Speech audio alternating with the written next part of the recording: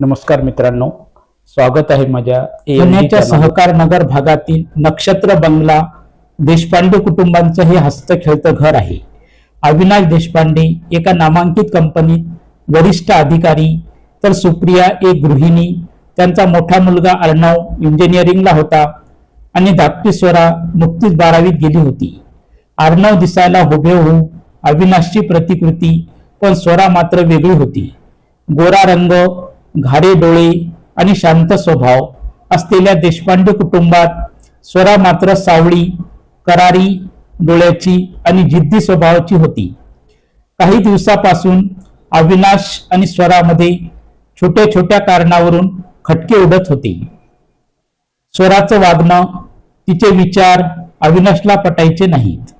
एकदा स्वरा एका सामाजिक कार्यासाठी बाहेर गेली आणि तिला यायला उशीर झाला. अविनाश संतापले होते. वादावादीत अविनाशच्या तोंडून शब्द गेला, आमच्या कुटुंबात कोणाचंही वागणं असं नाहीये ग. तू नक्की कुणासारखी गेलीयस कोणास ठाऊक. हे ऐकून सुप्रियाचा संयम सुटला. अनेक वर्षापासून नातेवाईकाच्या टोमण्यामुळे तिच्या मनात एक सल होतीच. तिने ठामपणे सांगितले, अविनाश, जर तुला संशय असेल तर आज हे कायमच मिटवून टाकूया. आपण DNA टेस्ट करूया. माझ्या चारित्र्यावर हा डाग मला सहन होणार नाही. संतापाच्या भरात अविनाशनेही होकार दिला. आठवडाभर घरात कोणीही कोणाशी धड बोलत नव्हतं. शेवटी क्लिनिकमधून रिपोर्ट आला. अविनाशने पाकिट उघडलं. सुरुवातीला तांत्रिक शब्द होते, पण शेवटी जे निष्कर्ष होते ते वाचून अविनाशला चक्कर आली. रिपोर्टमध्ये स्पष्ट लिहिलं होतं, स्वरा ही अविनाश यांची जैविक मुलगी नाही. आणि त्याही पेक्षा मोठा धक्का म्हणजे स्वरा ही सुप्रिया यांचीही जैविक मुलगी नाही. सुप्रियाच्या हातातून पाण्याचा ग्लास खाली पडला. हे कसं शक्य आहे? मी तिला जन्म दिलाय. माझ्या पोटची मुलगी आहे ती. किंचाळली, पण विज्ञानाने एक क्रूर सत्य समोर ठेवले होते. स्वरा या कुटुंबातील कोणीच नव्हती. अविनाशने तात्काळ 18 वर्षापूर्वीच्या हॉस्पिटलच्या रेकॉर्डची तपासणी केली. तेथे गेल्यावर जुन्या फाईल्स धुंडाळल्या. धक्कादायक वास्तव समोर आलं. ज्या रात्री स्वराचा जन्म झाला त्याच वेळी एक मजुरी करणाऱ्या जोडप्यालाही मुलगी झाली होती.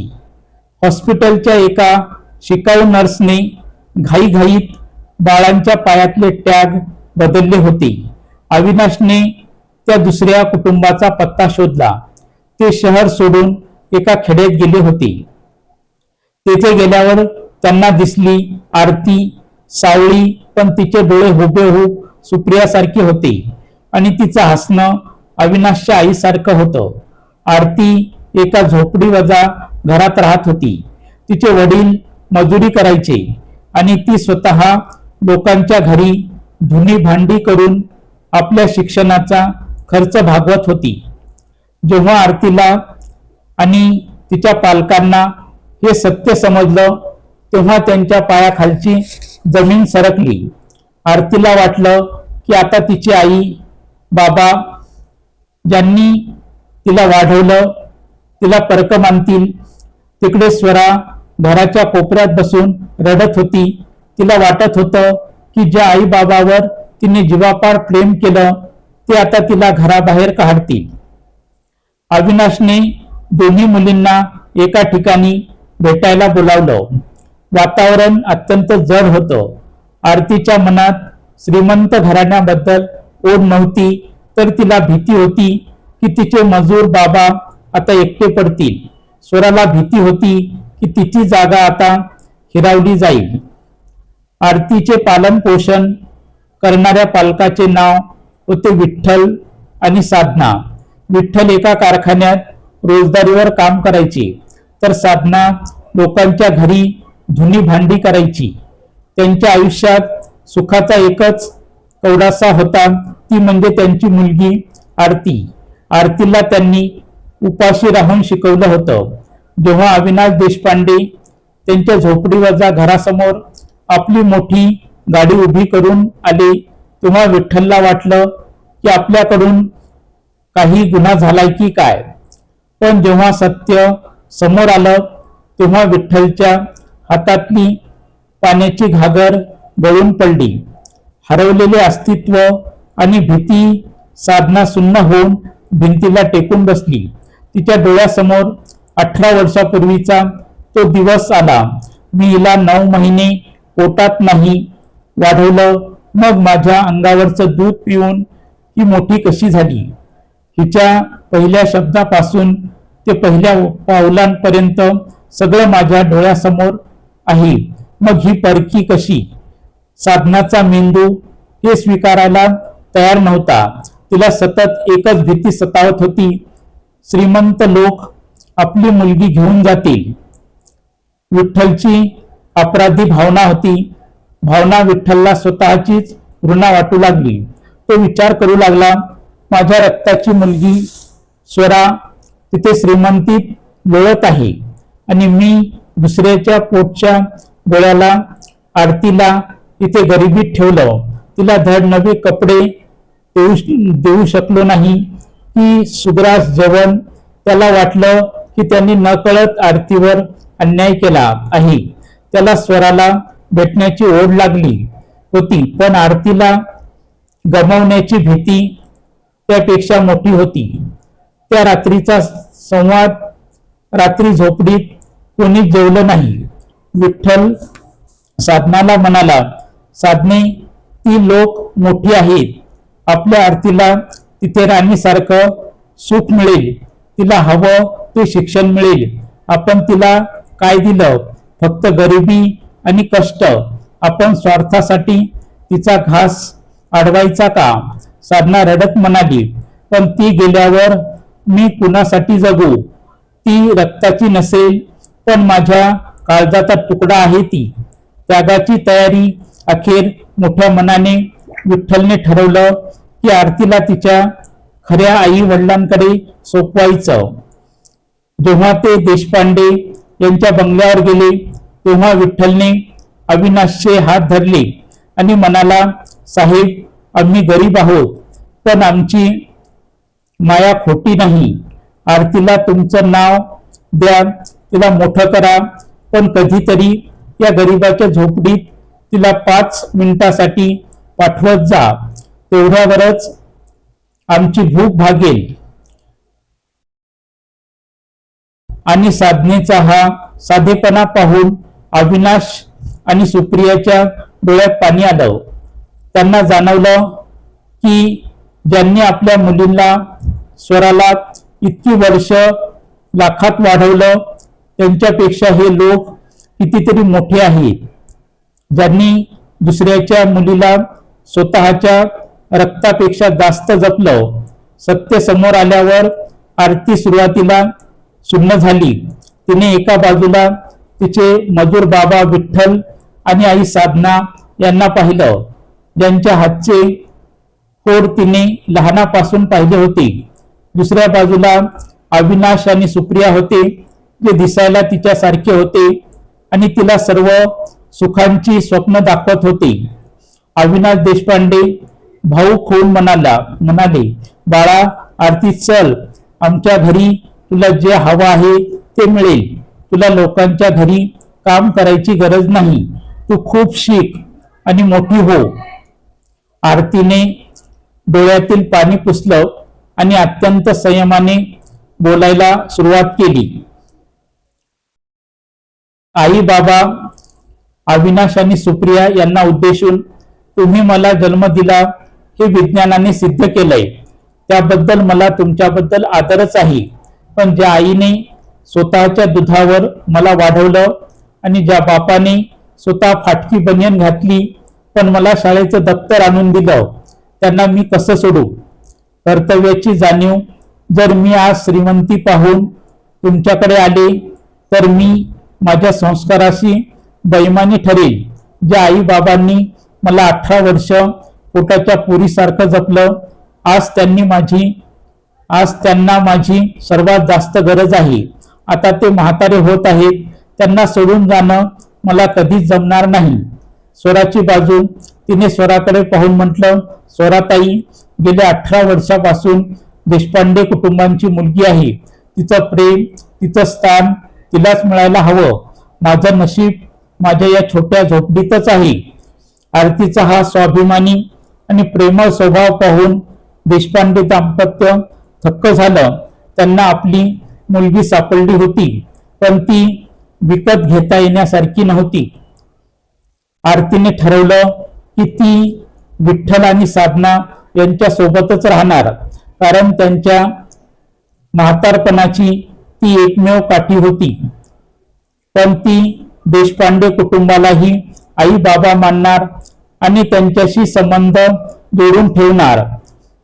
तिने अविनाश देशपांडेकडून शिक्षणासाठी मदत घेण्याचे मान्य केले, पण एक अट घातली की मोठी झाल्यावर मी या पैशाची परतफेड करेन. अविनाश आणि सुप्रियाने तेव्हा तिला त्यांच्या मोठ्या बंगल्यात आणि सुखी आयुष्यात येण्याची गळ घातली. तेव्हा आरती थोडा वेळ शांत उभी राहिली. तिने एकदा साधना आणि आईच्या थरथरणाऱ्या हाताकडे पाहिलं आणि एकदा सुप्रियाच्या आर्त नजरेकडे. तिने अतिशय नम्रपणे आणि खंबीरपणे आपला निर्णय सांगितला. जन्मापेक्षा संगोपन मोठं. आई बाबा, अविनाश आणि सुप्रिया यांना उद्देशून तुम्ही मला जन्म दिला हे सत्य आहे, पण या झोपडीतल्या आई बाबांनी मला जगवलं आहे. ज्यावेळी मला भूक लागली तेव्हा साधना आईने स्वतःचा घास माझ्या मुखात घातला. ज्यावेळी मी आजारी होते तेव्हा विठ्ठल बाबांनी रात्र रात्र जागून मला मांडीवर घेतले. आज जर मी श्रीमंती बघून त्यांना सोडून आले तर माझ्यासारखी कृतज्ञ मुलगी दुसरी कोणी नसेल. कर्तव्याची हाक तुमच्याकडे सर्व काही आहे, पैसा, गाडी, बंगला, पण या झोपडीत माझ्या आई बाबाकडे माझ्याशिवाय कोणीच नाही. मी जर गेले तर हे दोघे जिवंतपणी मरून जातील. मला रक्ताच्या नात्यापेक्षा माणुसकीच्या नात्याची आणि कर्तव्याची ओढ जास्त आहे. आरतीने ठरवले की ती विठ्ठल आणि साधना यांच्या सोबतच राहणार. तिने स्पष्ट केले की ती गरिबीत राहिली तरी चालेल, पण आपल्या पालकांना, ज्यांनी तिला वाढवले, वार्धक्यात एकटे सोडणार नाही. आरतीच्या या निर्णयाने अविनाश देशपांडे यांचे मस्तक अभिमानाने झुकले. त्यांना जाणीव झाली की त्यांची मुलगी केवळ रक्तानेच नाही तर विचारानेही त्यांचीच वारसदार आहे. त्यांनी एक सुवर्ण मध्य काढला. दोन्ही मुली, 4 पालक. देशपांडे यांनी विठ्ठल आणि साधनेसाठी त्यांच्या बंगल्याजवळच एका छोट्या घराची सोय केली, जेणेकरून आरती आपल्या पालकासोबतही राहू शकेल आणि देशपांडे कुटुंबाच्या जवळही असेल. शिक्षणाची जबाबदारी, आरतीच्या पुढील शिक्षणाचा सर्व खर्च अविनाश यांनी उचलला. स्वरा आणि आरतीची भेट. स्वरा आणि आरती सख्या बहिणीसारख्या राहू लागल्या. स्वरानेही विठ्ठल आणि साधनेला आई बाबा म्हणून स्वीकारले. अखेर दोन्ही कुटुंबे देशपांडे यांच्या बंगल्यासमोर आली. एका बाजूला श्रीमंती होती, दुसऱ्या बाजूला गरिबी. मधोमध 2 मुली होत्या, स्वरा आणि आरती. अविनाशने आरतीला विचारले, आरती, तू माझ्या रक्ताची मुलगी आहेस. तू आजपासून या बंगल्याची मालकीन आहेस. तुला जे हवं आहे ते मिळेल. चल आमच्या सोबत. आरतीने एकदा अविनाशकडे पाहिलं, मग सुप्रियाकडे पाहिलं आणि शेवटी विठ्ठल आणि साधना या आपल्या गरीब पालकाकडे पाहिलं. आरतीच्या डोळ्यातून अश्रू वाहत होते. ती म्हणाली, बाबा, अविनाश यांना उद्देशून विज्ञानाने सिद्ध केलंय की मी तुमची मुलगी आहे, पण ज्या आईने स्वतःचा घास काढून मला भरवला आणि ज्या बापाने स्वतः फाटकी बनियान घालून मला कॉलेजचं पुस्तक आणून दिलं, त्यांना मी या वयात कसं सोडू? जर मी आज श्रीमंती बघून तुमच्याकडे आले तर मी माझ्या संस्काराशी बैमानी ठरेल. आरतीचा हा स्वाभिमान पाहून अविनाशचे डोळे उघडले. दुसरीकडे स्वरा रडत रडत म्हणाली, मी कुठे जाऊ, मी तर तुमची कोणीच नाही. तेव्हा अविनाशने स्वराला जवळ घेतले आणि सुप्रियाने आरतीला मिठी मारली. अविनाश मोठ्या आवाजात म्हणाला, नाही, माझ्या दोन मुली आहेत. स्वरा, जिला मी 18 वर्ष बाप म्हणून घडवलं, आणि आरती, जिला माझ्या रक्ताने संस्काराची ताकद दिली. रक्ताचं नातं विज्ञानाने ठरवलं असेल, पण प्रेमाचं नातं आम्ही आमच्या कष्टाने कमावलं आहे. या घटनेनंतर अविनाश पूर्णपणे बदलला.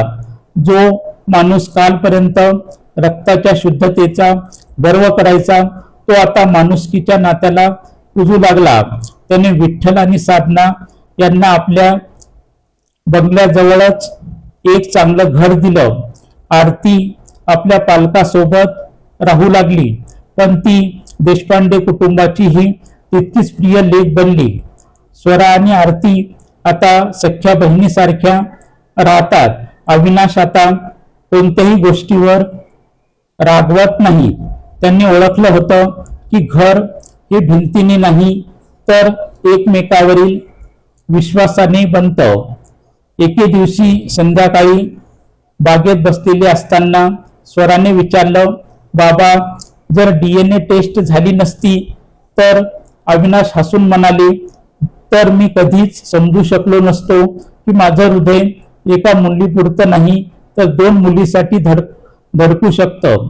विज्ञानाने मला धक्का दिला, पण त्या धक्क्यानेच माझ्या डोळ्यावरची श्रीमंतीची पट्टी बाजूला केली. दोन्ही मुलींनी वडिलांना घट्ट मिठी मारली. रक्तापलीकडचं हे नातं आता सूर्यासारखं लखलखत होतं. DNA टेस्टच्या त्या एका रिपोर्टने देशपांडे कुटुंबाच्या सुखी संसाराचा पाया डळमळीत केला होता खरा, पण त्याच धक्क्याने त्यांना आयुष्यातील एका मोठ्या सत्याची जाणीव करून दिली. रक्त माणसाला जन्म देऊ शकतं, पण प्रेम आणि संस्कार माणसाला माणूस म्हणून घडवतात. अविनाश देशपांडे, जे आधी फक्त रक्ताच्या नात्याला आणि प्रतिष्ठेला महत्त्व द्यायचे, ते आता रोज सकाळी आरतीच्या झोपडीवजा घराबाहेर तिच्या भेटीसाठी थांबलेले दिसतात. त्यांच्यासाठी आता आरती त्यांच्या रक्ताची वारसदार आहे, आणि स्वरा त्यांच्या कष्टाची आणि मायेची वारसदार आहे. त्यांनी जगाला हे दाखवून दिलं की एखादे नाते तोडण्यासाठी विज्ञानाचा एक कागद पुरेसा असतो, पण तेच नाते टिकवण्यासाठी रक्तापेक्षाही मोठे काळीज लागते. आरतीने गरिबीत राहूनही जो स्वाभिमान दाखवला, त्याने हे सिद्ध केले की संस्काराची श्रीमंती ही पैशाच्या श्रीमंतीपेक्षा कितीतरी श्रेष्ठ आहे. दुसरीकडे स्वराने परकेपणाचा विचार सोडून दोन्ही कुटुंबांना जे प्रेम दिले, त्याने घराचे गोकुळ झाले. आज नक्षत्र बंगला आणि विठ्ठलरावांची ती छोटी झोपडी, यामध्ये आता भिंती राहिल्या नव्हत्या. दोन्ही कुटुंबे मिळून प्रत्येक सण साजरा करतात. समाजातील लोकांसाठी हे एक उदाहरण ठरले आहे की नाती केवळ गर्भात जन्म घेत नाहीत, तर ती एकमेकाच्या विश्वासात आणि सुखदुःखात जन्म घेतात. अखेर रक्ताच्या नात्यावर विज्ञानाने प्रश्नचिन्ह उभे केले होते, पण मायेच्या नात्यांनी त्यावर प्रेमाचे उत्तर शोधले. हे जग रक्ताने चालत नाही, तर ते एकमेकांना दिलेल्या आधारावर चालते. हाच या कथेचा सर्वात मोठा संदेश आहे. या समारोपातून मिळणारा बोध असा आहे, संगोपन श्रेष्ठ जन्म देणाऱ्यापेक्षा वाढवणारा मोठा असतो. संस्काराची ताकद गरिबीतही संस्कार माणसाला ताठ मानेने जगायला शिकवतात. खरे नाती रक्ताने नाही, तर काळजाने जोडली जातात. ही कथा जर तुम्हाला आवडली असेल तर कृपया माझ्या चॅनलला लाईक करा, शेअर करा चॅनलवर नवीन असताल तर चॅनलला सबस्क्राईब करा. ही कथा तुम्हाला कशी वाटली ते कमेंटमध्ये लिहायला विसरू नका. सर्वजण आपल्या तब्येतीची काळजी घ्या. पुन्हा भेटूया नवीन कथेसह. तोपर्यंत धन्यवाद. नमस्कार. जय हिंद. जय महाराष्ट्र. जय भारत.